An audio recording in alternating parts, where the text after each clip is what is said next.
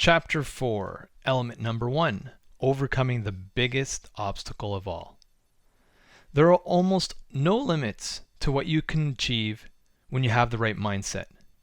Mike, one of the participants of our sales boot camp, is the perfect example of this. Before the boot camp, Mike had already been in sales for 15 years. In theory, he knew everything there is to know about how to properly pitch a sale. Still, he struggled to put the knowledge into practice. He found it hard to talk to clients. He didn't know how to make people buy from him. And in fact, he eventually lost his drive to sell, and that only made things worse. He almost stopped trying altogether. That was until he joined us for the sales boot camp and learned that selling goes beyond learning every tactic and technique in the book.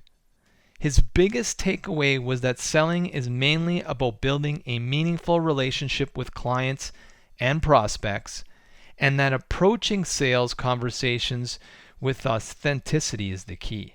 After all, being yourself helps you create a mutually beneficial relationship with clients. Mike learned to veer away from heavily scripted pitches and focused instead on the human side of selling, based on our soft sell system. And only then did he start to see real growth in his business and client base. But to do all these, he had to start with overcoming certain biases and preconceptions about sales and salespeople. So that's where we'll begin. Now, what comes to mind when I say salesperson? For most people, when I say salesperson, words like annoying, pushy, and pest come to mind. Worse, some people believe that salespeople are generally arrogant and dishonest. Only a few would say that salespeople are charming. The general perception is still negative. Due to these negative associations with sales and salespeople, a conflict arises whenever we have to sell our products and services. That's because we don't want to be seen as annoying or pushy, and we definitely don't want to come off as arrogant or dishonest. All these lead to specific negative feelings around sales, negative feelings that trap many of us in a perpetual state of inaction or lethargy, just like Mike. Now, if you're in the same situation as he was, where you can't seem to sell your offers consistently because you have internalized all the negative connotations about sales and salespeople, you already know that something needs to change. And that change can only happen when you shift your mindset and change the way you think about the general concept of sales. You've got to clear your mind of the negative associations you've most likely built up over the years and adopt a new opinion about sales, an opinion that goes beyond believing that selling is about being pushy, annoying, or being dishonest. For us to be able to do this, let's first talk about how opinions are formed. How our opinions are formed about selling. Your opinions about selling are based on what you sell to yourself. I know this sounds like a philosophical conundrum, so allow me to explain. When we were toddlers and we were just learning to walk, we fell a lot. But whenever we did, we didn't just sit around on the floor. We sold ourselves on the idea of walking. We wanted an easier way to go across the room rather than crawling. And that's why we kept on trying until walking became something we no longer needed to practice. A few years later, we got on a bike for the first time, and again, the same thing happened. We fell, bruised our knees, and came home crying. But as soon as our wounds got patched up, what do? We set out again with even more determination, and we kept on trying until we could ride bikes without safety wheels. This attitude we inherently had as kids and babies made all of us outstanding salespeople. And it wasn't just about selling ourselves the idea of walking and zooming around on a bike. We had to sell many things to our parents too. And regardless of whether you have kids or you just know kids, there's one thing that is certain. Kids know how to sell. I mean, picture this. An amazingly cute 2-year-old wants an extra piece of chocolate. What does he do? He looks up to you with big marble eyes and says, "More," and keeps saying more until he gets more. Now, if this strategy does not work, why does he do it? He might get creative and pull on your pants, or he starts crying. In any case, the toddler does not give up. He continues to sell what he wants, another piece of chocolate. However, we tend to lose this ability to sell incredibly well as we grow older because we get conditioned to think and act differently. It started to happen in school. We sat in class thinking we knew the answer to a question, but when we raised our hands to answer, the teacher said, "Wrong." Then our classmates started laughing, and that's how we learned that rejection doesn't feel so good, and that people won't always buy what we sell. The alarming thing is that some kids take these instances very seriously, causing them to stay quiet and withdrawn inside. They don't want to raise their hand anymore for fear of being laughed at all. That kind of fear and mindset can snowball out of proportion. Slowly but surely, we get conditioned into believing that it's better not to try at all than it is to get things wrong and get ridiculed for it. This is why I meet a lot of coaches or consultants who say to me, "This isn't for me. I'm not that type of person. I'm not a salesperson or an entrepreneur." And the danger with keeping a certain mindset is that it eventually becomes true, leaving us with a self-fulfilling prophecy. Suppose you keep having negative thoughts about selling and salespeople, or you keep thinking you can't do it, then you really won't be able to land a single sale. Let me help you avoid that. Understand how you feel about sales. Every hero faces a difficult challenge. In fairy tales and in the movies, this challenge usually comes in the form of a seemingly invincible dragon. And how does the hero slay this seemingly insurmountable beast? First, he or she finds out everything they can find out about the dragon. How big is the dragon? How high can it fly? How does it usually attack?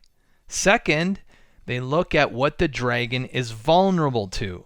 This may be a certain type of mental or a special word that puts the dragon instantly to sleep. This is exactly what you need to do as the knight in shining armor of your tribe and the people you want to help. You've got to identify your dragons. There are these challenges or obstacles that are standing between you and your sales targets. More often than not, this includes the inner dialogue that prevents you from taking action and selling offers that will help your tribe. Recognizing these challenges is the first step towards slaying your dragons. First, it will give you a better understanding of how you feel about selling. And secondly, it will arm you with the right kinds of tools to overcome the negative connotations you have about pitching a sale. To do all of that, there are 4 questions you need to ask yourself. Question number 1. What do you say to yourself about selling? Take a moment to list down the things you tell yourself when you are selling. Grab a piece of paper, think it through, and pay attention to special negative things that you say, the debilitating, disempowering dialogue you have with yourself whenever you need to sell your services.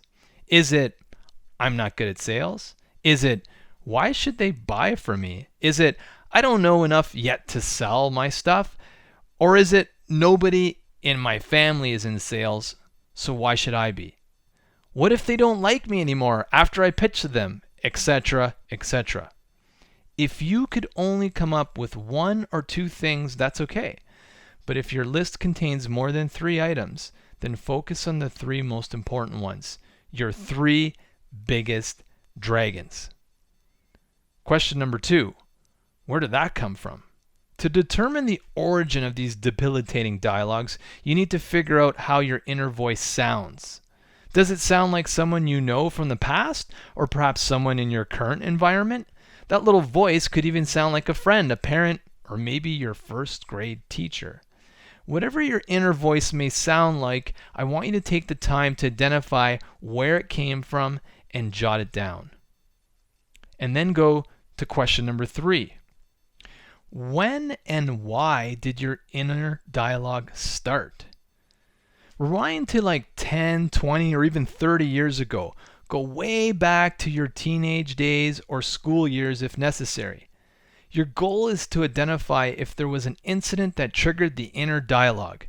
See, it's possible that the debilitating dialogues you keep having with yourself are directly based on conversations you've had with these people in the past. Conversations that made you feel bad, or that you're not good enough at selling. If there was a specific incident, write that down. Be mindful that this incident happened to the younger version of yourself, possibly even a very young version of you. And you saw the world through different eyes back then, had different perspectives, and were in a much more vulnerable state. Now ask yourself, does the past predict the future? And do I still have the same view of the world that I did back then? Look at that incident with your grown-up eyes and reframe the situation. What if the person involved in that situation just had a bad day, a bad week, or even a bad year? And what if what happened had absolutely nothing to do with you? Take it one step further. What if what happened back then was the best thing that could have ever happened to you? What if it gave you an amazing insight into life and an invaluable lesson? Next, ask yourself question number 4. What does the dialogue want to protect you from? Usually the inner dialogue you have or keep having is about protection. It wants to safeguard you from getting hurt, feeling ridiculous, and from people laughing at you. More importantly, the dialogue aims to protect you from being rejected and pushed away. Your mind chatter makes up a bunch of things and believes you should be protected from them, but this couldn't be further from the truth. And when you have everything down on paper, the origins of your feelings about sales become apparent. You are aware of it, and what you're aware of suddenly becomes lighter, seems less dangerous, and loses a lot of its power. Now, as a last and final step to recognizing your dragons and slaying them or taking away their power, I'd like you to do the following exercise. If it seems a bit silly to you, that's okay. Just bear with me and do it anyway. Number 1, for every type of inner dialogue that you had, like I'm not good enough, sales isn't for me, nobody in my family is a business person, etc., choose a name for that aspect of you, and the sillier the better. For example, nasty or blubber or screech, and personalize that aspect of you by turning it into an imaginary person or dragon or a fairy tale character like an ugly monster. Number 2, imagine what this person, monster, being, or dragon looks like. Even paint a picture of it if you want, or go on Google and find pictures for it. Have some fun with this process. Number 3, once you've got the name and the image, you will personalize it and take it outside of yourself, meaning this inner voice is no longer a part of you. It becomes a totally different person altogether that's outside of you. Number 4, whatever blubber or screech showing up with your inner voice, you say, hey, it's you again, Screech. Thanks for showing up. I know only you want to protect me, and I thank you for that, but I really don't need you anymore. Now go away, take a hike, and get lost. Now imagine if Screech was a real person who would continuously nag and put you down. Would you let that person sit on the couch next to you, watching TV with you every single day? And would you cuddle up in bed with that person? Probably not. Just let that sink in and think just for a moment, What would happen if you really got rid of that particular debilitating inner voice for good? What sales really is. Despite all the negativity, sales is really about finding out what people need and providing it to them. And when you start seeing sales like that, the obstacles disappear. What happens is that you begin to perceive selling as a way to help other people rather than as something you do to push to people to buying. Your goal is to figure out what your prospects want, and if you are to do that, you need to learn as much about them as possible. We will get into detail in the next chapter about how to approach and contact them in a way that is amicable, builds trust and rapport, and makes them love you while you're selling to them. The single most important ingredient for any great salesperson. What do we want? As mentioned earlier, we want other people to like and accept us. It's a need that's deeply embedded into us, and it came from a time when survival meant moving in packs to avoid being prey to the wild. The question is, how can you handle this fear of not being liked when you're selling? Well, there are two ways to do it. One is trying to ignore the fear, but if you already tried doing that, you probably know it doesn't work. The other way is to recognize the fear and deal with it head on. This is, without a doubt, a better approach to handling the fear, and that's what I want to help you with. We're going to do some reprogramming to help you understand where the fear exists. You know, fear of not being liked is nothing but a projection towards the future. Fear could stem from the past, but it always exists in the future. It's the constant what ifs that are a significant attribute to fear. What if this happens? What if that happens? Just like an over-worried, overprotective mother. But the circus dancing around in your head doesn't really exist in the present, and you have to realize that, so be 100% present. Being more present makes you more comfortable when selling. Why? Being present allows you to get away from your mindset blocks. These are the dragons that we pursued and identified earlier in this chapter. Being present allows you to get out of your head and into the now. Here's some exercise to ensure your dragons stay away and you're as present as possible when talking to your future client. These 3 exercises will help you become more present and make it easier to sell. Exercise number 1, activate your body senses.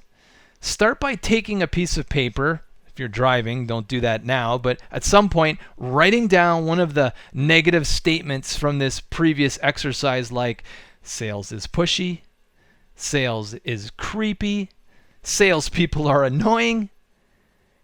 And in the middle of the paper, write that word and then circle it.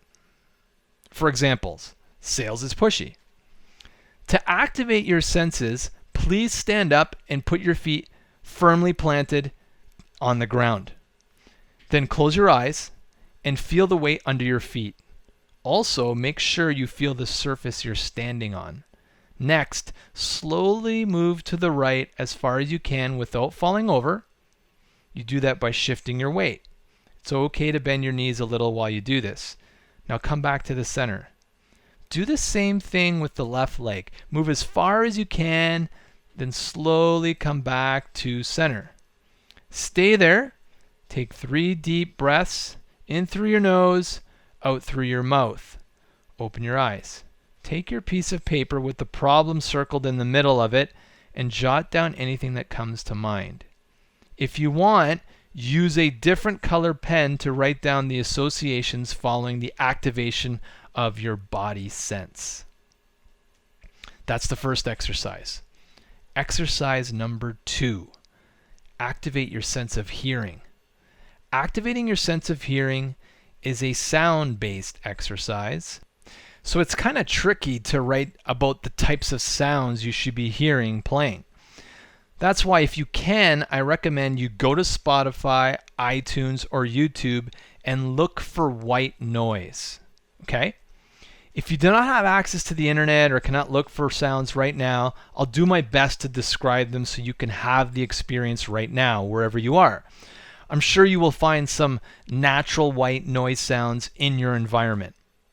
Here are some examples of white noise sounds.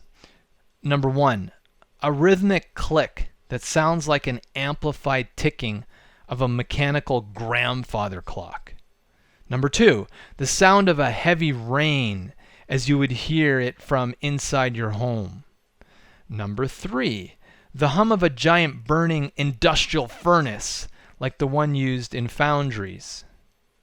And number 4, an extended chime similar to the one that your phone might make when you get a text. This is like the sound of hitting an Asian melodic bowl. Look for this so-called white noise in your environment. A ticking clock, cars driving by, birds singing, and close your eyes before playing these sounds or listening to those background noises. And when the thoughts come, just let them go. Just like you see the clouds go by in the sky, or just like leaves floating down a river. Then focus back on your hearing and listen to the background noises. Keep doing that for about 3 to 5 minutes. Then slowly open your eyes and take another deep breath. Do that now. When you're done, write down whatever comes to mind using a different color pen. Exercise number 3, quietening your mind. If you're doing this exercise for the first time, it could be a little challenging, so I want you to be patient with yourself. The exercise itself comes down to quantum physics. The premise of quantum physics is that everything is energy, just in different forms and densities. The chair you're sitting on is energy.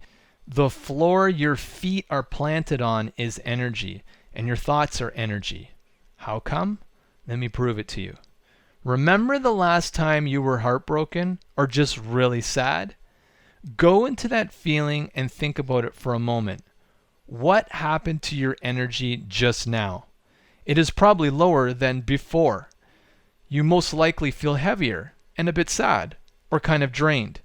Now, go to a really happy moment. The last time someone or some person made you laugh. Think about it and go back to the laughter and feel the joy. Now just stay there for a minute. When you're there, what happens? Your energy lifted, right? Without going anywhere or talking to anybody, your thoughts influenced your physical energy. Because everything is energy.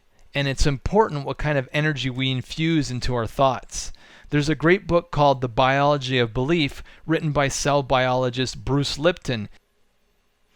In his book, he scientifically proves we can alter 80 to 95% of our cells, and hence ourselves, with thoughts and the energy which goes along with those thoughts. Bruce Lipton compares our cells and the plasticity of our cells with Lego blocks. If you were anything like me as a kid, you loved playing Lego.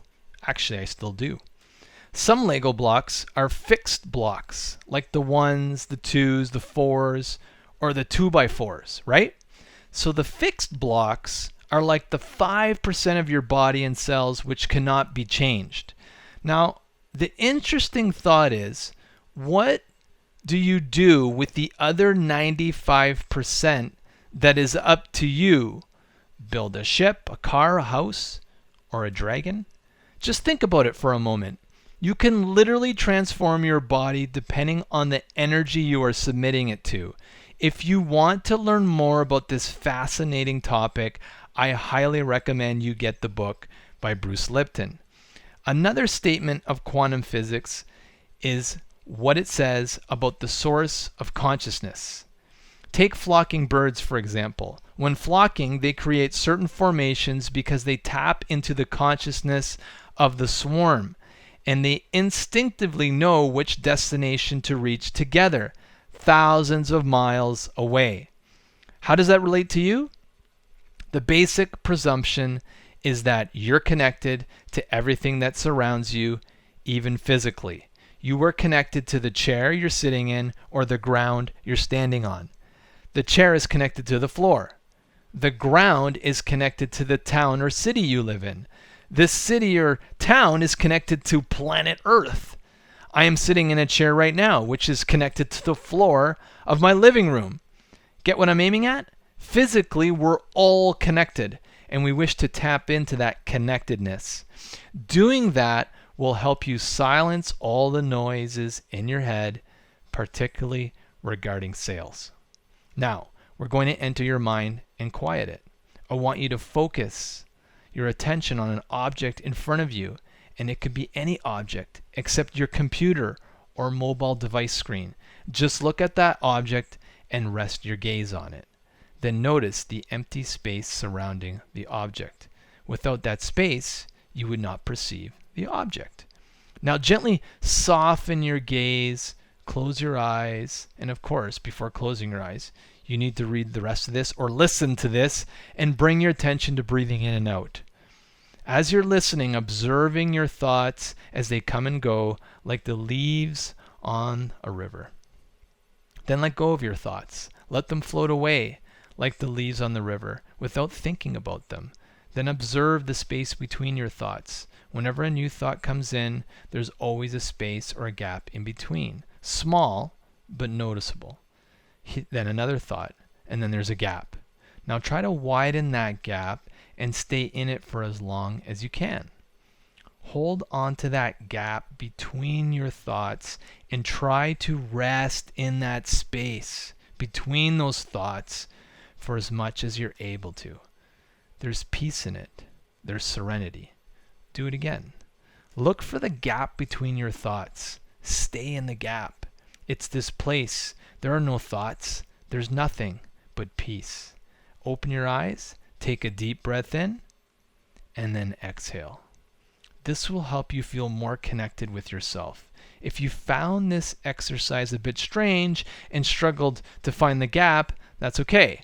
I encourage you to just try doing it repeatedly until you can truly widen that gap, stay there, and feel happier and more connected.